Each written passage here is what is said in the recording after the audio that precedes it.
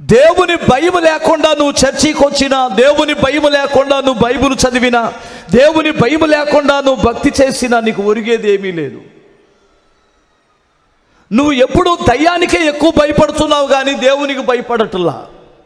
కీడుకు భయపడుతున్నావు కానీ దేవునికి భయపడటల్లా. నీకు అర్థమవుతుందా? ఏదో వస్తుందని భయపడుతున్నావు కానీ అసలు దేవునికి భయపడట్లేదు. కొంతమంది బ్రతుకులలో దేవుని భయం కంటే దయ్యం భయం ఎక్కువ పనిచేస్తుంది.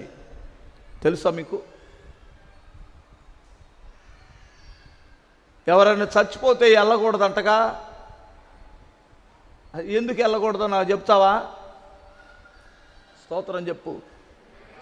ఎవడైనా చచ్చాడు, మన బంధువుల్లోనో రక్త సంబంధులోనో మన పక్క వీధిలోనో ఎవరో చచ్చారు, వాళ్ళు ఏడుస్తున్నారు, ఎందుకు వెళ్ళకూడదో ఒక రీజన్ నాకు చెప్తావా? మీలో ఎవరైనా లేచొచ్చి వాళ్ళ దగ్గరికి వెళ్ళి ఎందుకు పరామర్శించకూడదు? వారిని ఎందుకు ఓదార్చకూడదు? ఆ చచ్చిన వాడి దగ్గరికి వెళ్ళి ఎందుకు మీరు చూడకూడదు? తన భార్యనో తన బిడ్డలను ఎందుకు ఓదార్చకూడదు? మేము యేసు ప్రభుని నమ్ముకున్నాం అమ్మాయా, చచ్చిన వాళ్ళ దగ్గరికి రాకూడదు. ఎక్కడున్నావు? స్తోత్రం చెప్పగలరా? మీకు ఒక విషయం చెప్పనా? ఒక ఆయనకి 3 కూతుర్లు, కొడుకులు లేరు. 3 కూతుర్లు కూడా 3 రెళ్ళు 6 ఎకరాలు పంచిచ్చాడు. పాపం పెద్ద ఆయన నమ్మకస్తుడు. ఆయనకి బలహీనత వచ్చి హాస్పిటల్లో చచ్చిపోయాడు. అప్పుడు నేను యేసు ప్రభుని నమ్ముకొని 1 సంవత్సరం అవుతుంది. అప్పుడు ఆ తల్లి వచ్చి కూతుర్లకు చెప్పింది, అమ్మ నాన్న చచ్చిపోయాడు తల్లి అని. ఆ కూతుర్ల ప్రాణాలు తల్లడిల్లిపోతున్నాయి. సొంత తండ్రి కదా, చనిపోయాడు. అప్పుడు వాళ్ళ ఎక్కడ పడుకోబెట్టాలి? సొంత ఇల్లు కూడా లేదు ఆయనకి. ఉన్న పొలం అంతా వారికే ఇచ్చేసాడు, ఇల్లు కూడా అమ్మేసుకున్నాడు. అప్పుడు వారితో చెప్తున్నారు, కూతుర్లు భర్తలతో చెప్పారు, ఏమండి మా ఆయన నా తండ్రి చనిపోయాడు, మన ఇంటి దగ్గర పడుకోబెడదాం శవాన్ని అంటే, బామారిదోడు ఇంటి ముందు మామను పడుకోబెట్టకూడదని మా నాన్న అంటున్నాడని ఒక ఆయన చెప్పాడు. ఇంకొక ఆయన ఇంకొక వంక చెప్పాడు. ఇంకొక ఆయన ఇంకొక వంక చెప్పాడు. ఇప్పుడు శవం అక్కడుంది. మంచి బ్రతికిన వాడు 6 ఎకరాల పొలం ఆ రోజుల్లో పంచిచ్చాడు అంటే ఒక పెద్ద మనిషిగా ఊరిలో ఒక పేరున్నటువంటి వ్యక్తి. ఇప్పుడు ఏం చేయాలి? శవాన్ని మున్సిపాలిటీ వాళ్ళకి అప్పచెప్పాలా? కూతురుల కన్నా నేరానికి వాళ్ళకి ఆస్తులైతే ఇవ్వచ్చు కానీ అలా తండ్రిని ఇంటి ముందు పడుకునే అధికారం ఆ తండ్రికి లేదా? ఈ దుర్మార్గపు ఆచారం ఎంత దారుణంగా పనిచేస్తుందో చూడండి. ఆమె ఏడుస్తూ తిరుగుతున్నప్పుడు తన తమ్ముడి ఇంటికి వెళ్ళింది. ఆ చనిపోయిన ఆయన తమ్ముడి ఇంటికి వెళ్ళింది. అయ్యా, కూతుర్లు 3 ఎవరు వద్దంటున్నారు, అయ్యా నువ్వు తమ్ముడు కదా, నీ ఇంట్లో నన్ను పడుకోబెట్టమంటే వెంటనే లోపల ఉన్నటువంటి తన భార్య వచ్చింది, అంటే తోడుకోడలు వచ్చి, పొలం ఎవడికి ఇచ్చావు? నాకు ఇచ్చావా? ఎవరికి ఇచ్చావో వాళ్ళ ఇంటి దగ్గరే పడుకోబెట్టుకో, ఆ శవాన్ని తీసుకెళ్ళి అనింది. తమ్ముడు ఏం మాట్లాడట్లా. తమ్ముడు ఉద్దేశం ఏమిటంటే, నా కొడుకులు ఉన్నారు కదా, నీ కూతుర్లు ఉన్నారు, వారసత్వంగా నా కొడుకులకు పంచొచ్చుగా పొలం, నీ కూతుర్లకే ఇచ్చుకున్నావు. అక్కడ మాట్లాడడానికి ఛాన్స్ లేదు. కూతుర్ల మీద మమకారంతో తమ్ముడికి ఒక 40 సెంట్లు కూడా ఇవ్వాలి. ఆయన ఏడుస్తుంది. ఆ ఏడుస్తూ ఉన్నప్పుడు నాకు ఎదురుపడింది ఆ తల్లి. నాకు పెద్దమ్మ ఇద్ది. పెద్దమ్మ ఏంది ఏడుస్తున్నాను? వరుసగా పెద్దమ్మ అని పిలుస్తాను. పెద్దమ్మ ఏంటి ఏడుస్తున్నావు అన్నాను. ఈ బాధ అంతా చెప్పింది.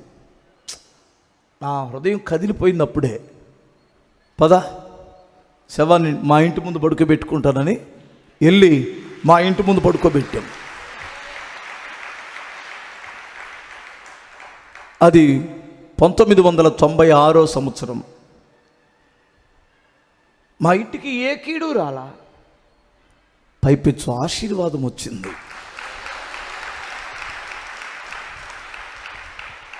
ఒకసారి మీరు ఆలోచించండి, ఏమైంది? ఎందుకు మీరు భయపడుతున్నారు? ఆ భయం కాదు మీలో ఉండాల్సింది. నా దేవునికి వ్యతిరేకంగా నేను మాట్లాడిన మాటలు నా శాపానికి కారణమవుతాయి. నా దేవునికి వ్యతిరేకంగా నేను చేస్తున్న పాపం, నా దేవునికి వ్యతిరేకంగా నేను చేస్తున్న రాజకీయం దేవునికి నాకు దూరం చేస్తుంది అని దేవుని భయంతో మీరు బ్రతకాలే తప్ప మంగళవారం ప్రయాణం చేయకూడదు, శుక్రవారం డబ్బులు ఇవ్వకూడదు. ఎవడి శాపగ్రస్తుడు చెప్పింది? ఒకసారి మీరు ఆలోచించండి. ఏ భయంతో బ్రతుకుతున్నారు? మీకు అర్థం కాలేదా? వాళ్ళ ఇంటికి వెళ్ళి సువార్తను చెబితే వాళ్ళ ఇంట్లో విగ్రహాలు ఉన్నాయి, వాళ్ళ ఇంట్లో ఈ అగరబత్తీలు వెలిగించారు. ఒక్కొక్క ఆమె మరీ విచిత్రమైన భక్తి, విచిత్రమైన మనిషి.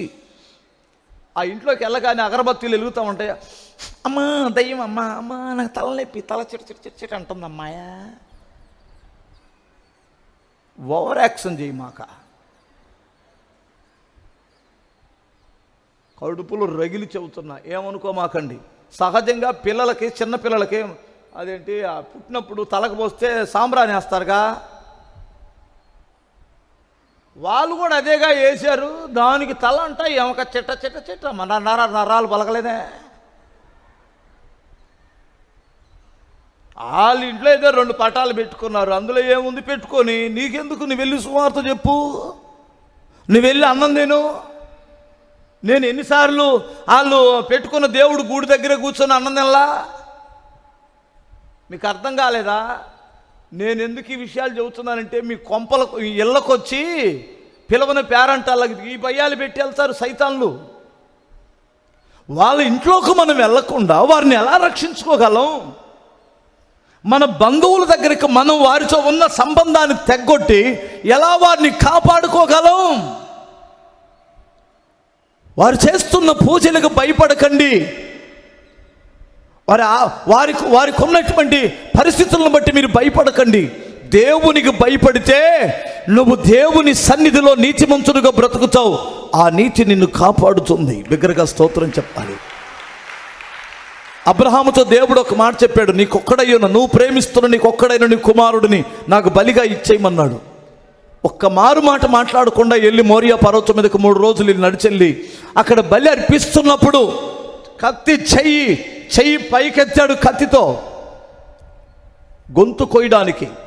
వెంటనే దేవుడు ఏమన్నాడు తెలుసండి? అబ్రహాం, ఆ బిడ్డ మీద చెయ్యొద్దు, ఇందును బట్టి నీవు దేవునికి భయపడువాడు అని నేను తెలుసుకున్నాను. దీనిని బట్టి, ఈ బలి అర్పణను బట్టి నువ్వు నాకు భయపడేటువంటి వాడు అని నేను తెలుసుకున్నాను. ఆదివారం వచ్చింది, ఈ సమయాన్ని దేవునికి ఇవ్వకుండా నువ్వు పెళ్ళికెళ్ళి దయ్యం పట్టమంటే పట్టదో? దొంగతనం చేస్తే దయ్యం పట్టదో? పట్టదా? హల్లెలూయా, స్తోత్రం చెప్పు. ఓ భక్తురాలు పెళ్ళికెళ్ళిందంట. పెళ్ళికి వెళ్ళిన తర్వాత క్రైస్తవురాలు అనే సంగతి మర్చిపోయింది. కొంతమంది పెళ్ళిళ్ళకి వెళ్ళినప్పుడు క్రైస్తవులుగా ఉన్నారో లేదో మనకు అప్పుడు అర్థమైంది. ఫంక్షన్లకు వెళ్ళినప్పుడు చూడాలి ఇలా భక్తులు, ఈ భక్తులు వేషాలు అప్పుడు చూడాలా. ఆడికెళ్ళి పెళ్ళికెళ్ళి ఒక తల్లి ఇక పాత స్నేహితులందరిని కలుపుకుంటుంది. ఏంటి బావో అన్నీ నడిచిపోయినాయే అని అటు ఇటు తిరుగుతుంది. బాగా పెద్ద జడేసుకుంది. ఒక్కొక్కరికి జడ ఊగుతుంటే ఏమా సరదా. కొంతమంది ఏమో మీసాలు తిప్పుతుంటారు పురుషులు.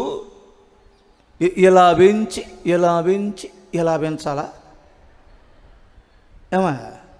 ఇంట్లో చీపిరి గట్ట తీసుకుంటే మీసాల సంగతి తెలిసిద్ది. ఏమనుకోవద్దే, మా పద్ధతిగా పెట్టుకోవయా మీసాలు. మరీ ఎకారంగా రాక్షసుడు పెట్టినట్టు దీన్ని ఎలా పెట్టి దీన్ని ఎలా పిల్లలు దడుచుకొని చస్తున్నారు. నీ మనవరాలను ఎత్తుకొని అమ్మ తల్లి అన్న బ్యారిసింది. ఇదేదో పెద్ద రాక్షసు కొత్త కోతి వచ్చిందని. ఒక పద్ధతి అది. వీళ్ళు చేసే ఎగస్ట్రాలు, వీళ్ళు కొంతమంది ఎగస్ట్రాలు చేసేవాళ్ళు. ఇప్పుడు లేవులేండి, ఇప్పుడు అందరు పద్ధతి కలిగి ఉన్నారు దేవుని దయ వలన. ఒకప్పుడు సవరాలు పెట్టి, సవరానికి జడగంటలు పెట్టి, అర్థమవుతుందా?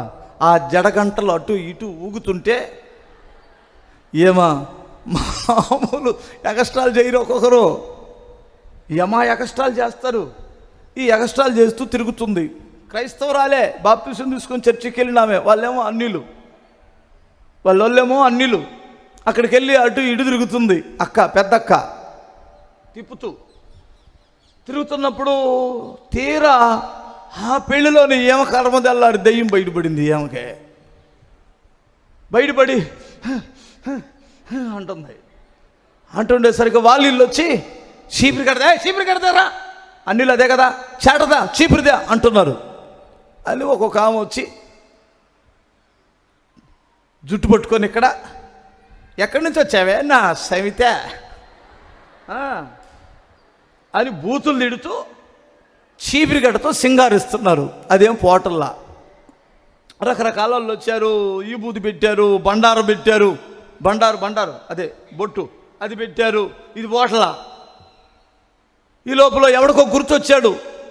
ఓడగొట్టిన నాగలే పాస్టర్. లాస్ట్లో గుర్తొస్తాడు, ఫస్ట్లో గుర్తున్నాడు.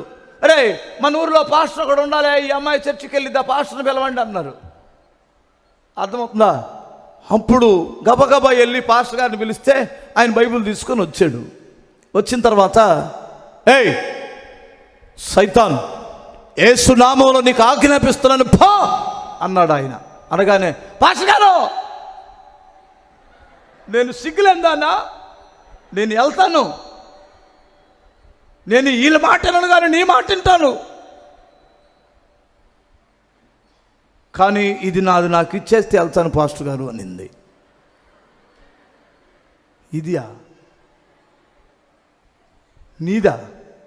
ఏముంది నీది ఏమో దగ్గర, దాన్ని అడగండి అనింది. అందరూ నిజంగా ఆశ్చర్యపో చూస్తున్నారు. దయ్యం సొమ్ము ఈ మనిషి దగ్గర ఏముందబ్బా, చర్చికి వెళ్ళే మనిషి కదా అని వాళ్ళు ఆశ్చర్యపోతున్నారు. ఏయ్ అబద్ధాలు ఆడ మాకు, సైతాన్ ఎలా అన్నాడు పాస్టర్ గారు. పాస్టర్ గారు నేను అబద్ధాలు ఆడను, ఇది అబద్ధాలు ఆడింది అని ఆ బ్రతుకు బండారం అంతా పోసుకొచ్చినట్టు చెబుతుంది పాస్టర్ గారికి జనం మధ్యలో. దయ్యాలు కొన్నిసార్లు మన సిగ్గు తీయటానికి వస్తాయి. జాగ్రత్త అమ్మో. అర్థమవుతుందా? నీ గుట్టంతా బయట పెట్టింది ఒక దయ్యం, పట్టిందనుకో నీ గుట్టంతా నువ్వు ఎక్కడికి వెళ్ళావో, ఏం చేసావో, ఏమేం చేస్తే అది వచ్చిందో చెప్పిద్ది. ఒక్కోసారి చాలా జాగ్రత్తగా ప్రార్థనలో ఉండండి, ఎందుకైనా మంచిది. స్తోత్రం, హల్లెలూయా. ఇది నాది, నాకు ఇచ్చేస్తే పోతాననింది. ఏముంది ఏంటి అని అడిగారు. అడిగితే ఏం లేదు, దీని జడ నాది, ఇది ఇక్కడ కులుగుతూ తిరుగుతుంది, నా జడ నాకు ఇస్తే తేలిపోతాననింది. అక్కడ ఉన్నటువంటి వాళ్ళకి అర్థమైంది. అర్థం కాల పాస్టర్ గారికి, అసలు అర్థం కాలే. నీ జడ ఏంటి పిచ్చిదానా, దీని ఎంటుకలు ఆమె కదా, దీని కాదు నాయ్, అవి నా ఎంటుకలు అయితే ఇది సంవరం పెట్టుకొని ఇక్కడ కులుగుతుంది, నాకు ఇచ్చేస్తే వెళ్ళిపోతానని తిప్పుతుంది.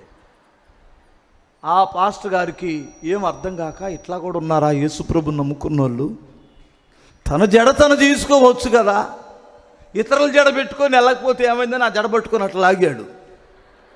అది పుట్టుకుని ఊడొచ్చింది, ఆమె జడ ఇంతే ఉంది.